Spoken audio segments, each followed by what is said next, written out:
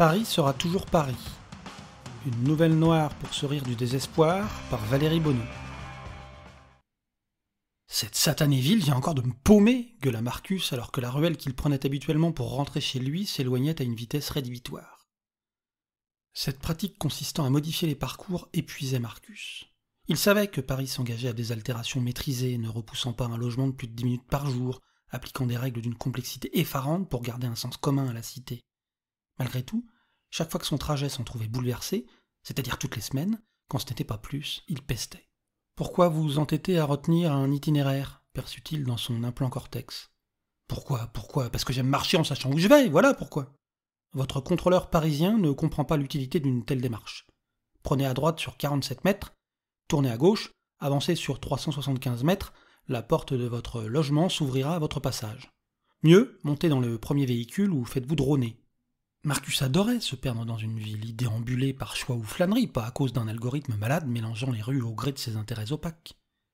Avec ces changements incessants, la configuration de Paris se trouvait fondamentalement modifiée. Marcus y voyait un syndrome de la folie qui régnait dans son monde. Un drone Amazon desservira votre trottoir dans 33 secondes. Activez l'amarrage et vous serez chez vous dans 1 minute 30. « Mais je ne veux pas me faire droner, je veux marcher !» persista Marcus. Lorsqu'il passa devant son immeuble, qu'il reconnut à peine, la porte s'ouvrit, grâce à son implant toujours. Aussi énervé que soulagé, il pénétra dans le hall. « Entrez dans l'ascenseur !» ordonna une voix inodore, incolore. Il obéit, l'ascenseur démarra, monta. « 9e étage, vous êtes arrivé. » 9e étage ? Marcus habitait au 5e. La politique de mixité sociale de la ville impose des nouvelles normes. Ce qui est bon pour tous est bon pour vous. « Quel est le rapport ?» gueula Marcus. « À 50 000 crédits le mètre carré, vous croyez vraiment que ceux du 9e sont plus pauvres que ceux du 5e ? Vous êtes complètement con !» Attention, vous avez épuisé votre lot d'insanité pour la journée. Encore un débordement et nous serons dans l'obligation de vous couper la parole. Marcus baissa les épaules. La ville dominait tout, décidait tout. L'emploi tournant, le logement mobile, les immeubles rampants et les rues fugitives.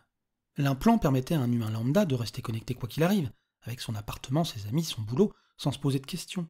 Prenez à droite, tournez à gauche, voire même plus souvent, dronage sur place. Marcus voulait maîtriser un peu sa vie, ses choix. Son insistance lassait ses proches et sa ville. Mais que pouvait-il faire sinon continuer ? Il pénétra dans son logement aux dimensions standards, 5 mètres sur 5 pour une personne seule. Maintenant que son appartement bougeait, il comprenait mieux cette obligation de respecter les tailles communes. Une icône s'afficha sur son écran rétinien. Un voisin souhaitait se présenter. Voilà un reste du XXIe siècle dont il se serait bien passé. Marcus n'osa pas faire le mort, d'autant que l'important connaissait son statut, sa position, et il activa l'ouverture de la porte. « Bonjour !» Le bonjour était arrivé dans son implant alors que la porte était encore fermée. Très pénible pour Marcus. Il patienta et quand la porte eut fini de coulisser, « Bonjour !» L'homme qui lui faisait face lui inspira un sentiment mitigé. Il était beau, assurément, mais ses yeux ne dégageaient rien. « J'ai vu que nous étions voisins et je pensais qu'on aurait pu apprendre à se connaître, » lança-t-il avec un regard aguicheur. Marcus se reprocha de laisser autant de traces dans le net, dans la ville. Il devait y avoir moyen d'être homo sans se faire emmerder jusque chez soi. « D'où vous êtes mon voisin ? Mes 3 voisins, je les connais et... »« Non, mais avec la rotation, je viens d'arriver. »« Écoutez, je ne suis pas d'humeur. » L'homme afficha un dépit théâtral, se reprit et blâma Marcus pour son insensibilité sous un angle qu'il imaginait porteur. « Vous savez que la solitude est très mal vue à Paris, et avec ces nouvelles rotations, allez savoir où je serai demain. Nous n'avons pas de temps à perdre et ça fait partie de votre devoir de citadin de contribuer à l'amélioration des conditions de vie de vos concitoyens. » Ce discours récité, un œil sur son interlocuteur, un autre sur son prompteur rétinien, acheva de convaincre Marcus. « Vous êtes envoyé par la ville ? » ?»« Non, je... » »« Alors allez mourir, j'ai pas besoin qu'un tas de briques de pierre et de mortier décide pour moi qui je dois voir ni quand. Je vous aurais bien mis un petit coup rapide pour atténuer votre solitude, mais pas sur commande, pas comme ça, remballé et qualeté. » Le mélange novlangue-argot perturba l'homme, mais le visage de Marcus, ses intentions lui parurent claires. Aussi recula-t-il en affichant son air le plus désapprobateur. Marcus ferma la porte et attendit que son rétécran lui signifie sa punition. « Votre contribution à la ville a encore baissé. Vos points vont bientôt passer en négatif. Voici les actions que Paris vous propose pour vous réhabiliter. Rencontre d'amateurs de vin, soirée gay au dépôt, déménagement, restaurant table d'hôte ou rollerblade.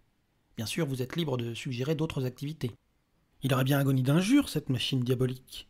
Combien d'eurocrédits aurait-il englouti dans cet éclat de colère inutile ? Tout ça pour finir muet ce soir. Il se promettait depuis si longtemps d'inventer son propre langage, ses propres insultes. Mais à chaque fois qu'il s'y mettait, son implant l'abreuvait de publicité et ses maigres réserves ne suffisaient pas à le désactiver. Ok, je me casse, je sors.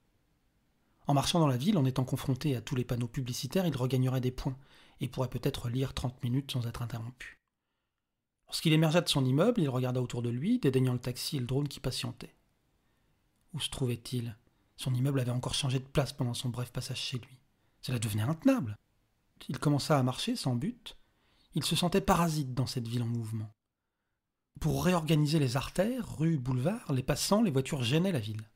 Des algorithmes complexes, des altérations subtiles obligeaient les piétons à emprunter des chemins, des côtés de trottoirs, mais plus ils étaient nombreux, plus la ville devait imposer de contraintes, produire des efforts nouveaux.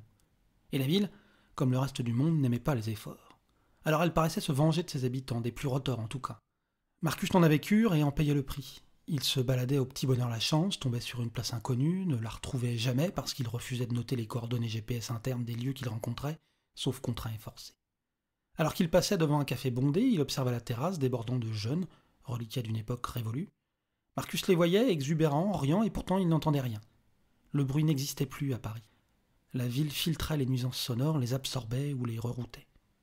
Quel spectacle que ce film muet. Il continua sa marche sans prêter attention à tous les messages publicitaires affichés par son implant dès qu'il passait à proximité d'une devanture de magasin. Il avait prévu de tourner à droite, place des Victoires, s'il la trouvait. De fait, heureux comme un enfant qui partage un secret dont il est le seul dépositaire, il tomba sur la place des Victoires.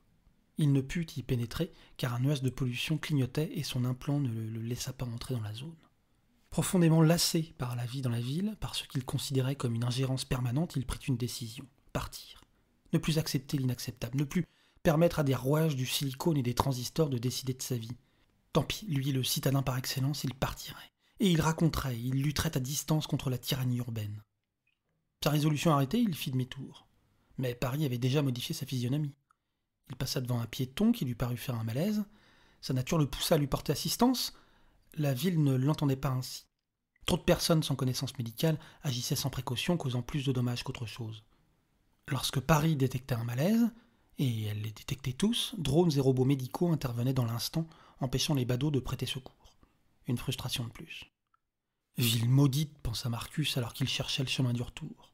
Droite, gauche, gauche, droite, Marcus ne progressait pas d'un iota et il songea que la ville se réinventait plus rapidement que jamais. De guerre lasse, il accepta que son implant GPS le guidât. Sans succès, car la voie refusait de l'orienter. Il crut à une panne rarissime. Il testa d'autres fonctionnalités, tout semblait normal. Au fil des 2 heures de déambulation qui suivirent, l'angoisse le gagna par vagues successives, lentes et presque douces, mais comme la marée, inarrêtable. Il voulut acheter à boire dans un magasin, mais là aussi on lui interdit l'accès, et dans le bar d'après également. Personne ne lui demandait de sortir, trop malpoli, non, simplement son implant ne lui permettait pas de franchir les portes. Eût-il réussi à passer outre les défenses que son implant lui eût vrillé le cerveau.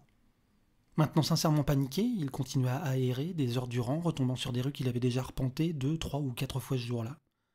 Après 12 heures de marche, sans but, sans comprendre ce qui lui arrivait, ni pourquoi, et alors que le jour pointait, il s'écroula. Il gisait sur un trottoir, attendant les urgences. Il comprit tardivement que le drone funèbre remplissant son champ de vision lui était destiné. J'espère que cette nouvelle vous a plu. Si c'est le cas, vous pouvez en retrouver d'autres sur mon site, valeriebono.com. À bientôt!